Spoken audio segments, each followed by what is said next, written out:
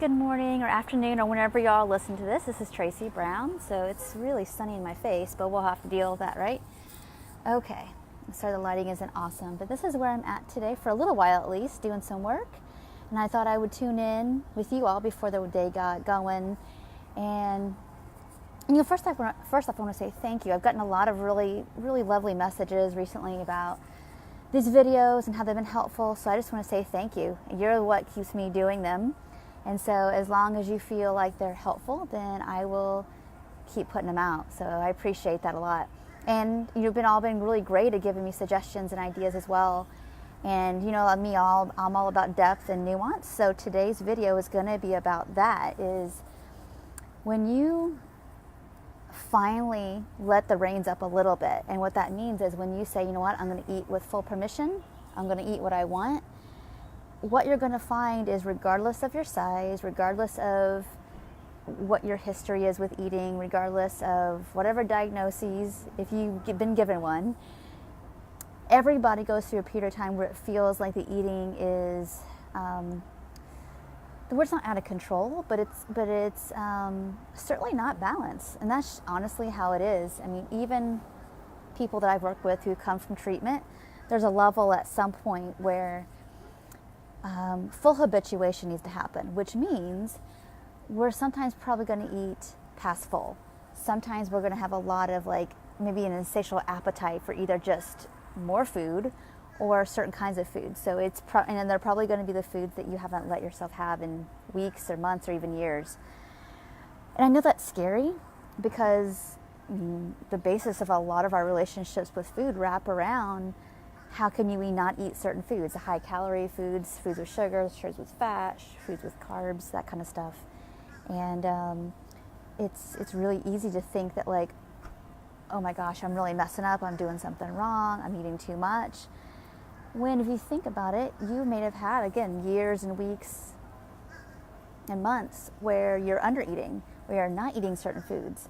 And so that eating, even though diet culture may have taught you that that's very healthy or maybe even balanced, is actually not.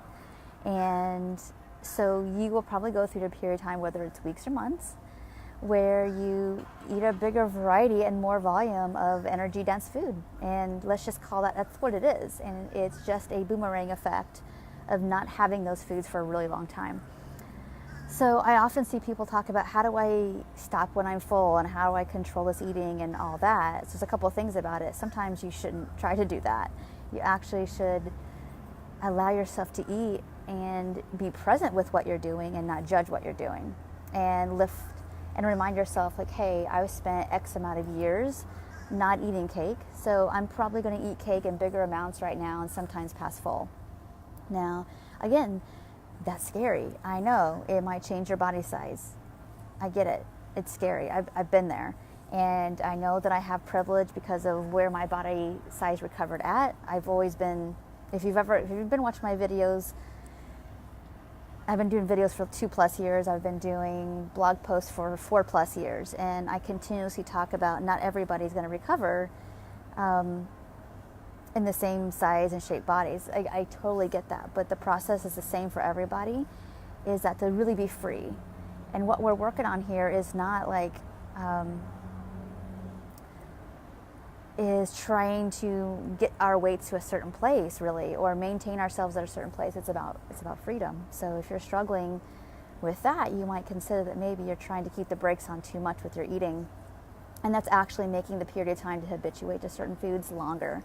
So I just want to put that out there to you, that I know this phase is really difficult to tolerate because you're having to push back against diet culture. So what I'm going to say is that I often see people talk about chewing a certain amount of time and having certain size plates and putting your fork down a certain amount of times in between bites and all that stuff. And for some people that might work and it doesn't seem diety.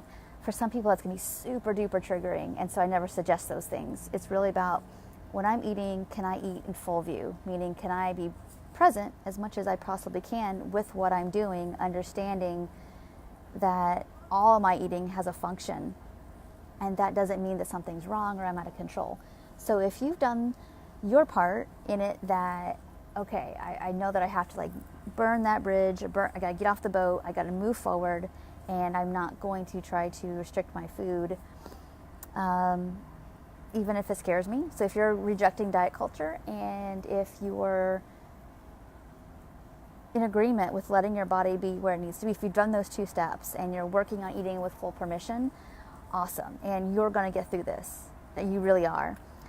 The other part that's difficult, I think, that pretty much nobody talks about, and why I'm so adamant about talking about, is that a lot of times we eat past fullness, not because sometimes we're still in kind of like this healing the deprivation mode, and we're afraid of being restricted, so we rebel. Sometimes that's all still happening. I totally get that. But sometimes there is the,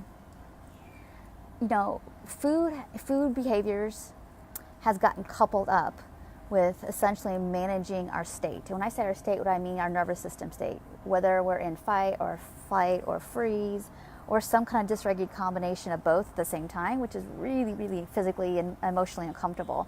Sometimes we eat and we don't even want the food. And again, so we might eat and we don't want the food because we're just afraid we're not going to get it again. So that would be, to me, a sign of I'm still not 100% okay with eating this cake. I still think that's bad, or I still think there should only be eaten a certain amount. So that's going to cause that. But the other part could be I'm cool with eating cake. I love my cake, or whatever food you want to put in that blank. But when I'm in this certain place, I can't really access like that it's okay for me to have it, that I can have it again, that it's okay for me to stop when I'm full. It's almost like I need the food. Not to save me sounds a little bit dramatic, but definitely ground me or help me feel my edges or whatever. And that would tell me that we're kind of moving beyond some of the traditional suggestions around healing binge eating or deprivation-driven eating. And we're really talking about some dealing with what feels overwhelming in our systems. And so that's the somatic work that we need to talk about. And I don't have a lot of time to talk about that today, but what I will give you a tip on is that's real. If it feels like, oh my goodness, I feel like I'm running from tigers, or I feel like I'm so kind of like numb that when I eat a good amount of food and I get really, really, really, really full, then I can like feel like I'm here somehow. If that's occurring for you, that's really real. And it's based on nervous system function and the way we've basically survived overwhelming situations. So what I'll say to you, if you're in that boat and you're struggling with that, is I want to encourage you to do one thing today, just one tool. And last week I talked about one tool, which is like if you're struggling with that kind of stuff. This is dovetailing on last Tuesday's video. But if you're struggling with that, what I would suggest, if you don't have a ball, get a ball and sit on it and bounce on it just a little bit around your meals or during the daytime, just to keep your body a little bit more juiced up and awake. And the other thing I would say is, can you orient, if it feels not overwhelming, just to orient to your surroundings, what you hear, what you see, what you smell. I'm looking around because I'm looking at the awning of the building. I'm looking at, you all can orient towards this brown kind of like noise guard here. I hear birds in the background. I see the sun coming up over here, to my, I guess it's my left. Across my face, you can kind of see it that way.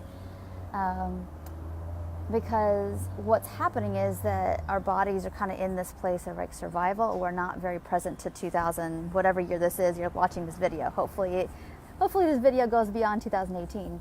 That's helpful to people. But I want you really, really to think about there's other things at play here besides I can't just stop eating and I need to I do recommend taking breaks. Totally. If you're struggling with knowing when your edge is, I do suggest like in your meal, remind yourself to just tune in again. Like, how am I doing? Am I at a 6? Am I at a 7? Am I at 8?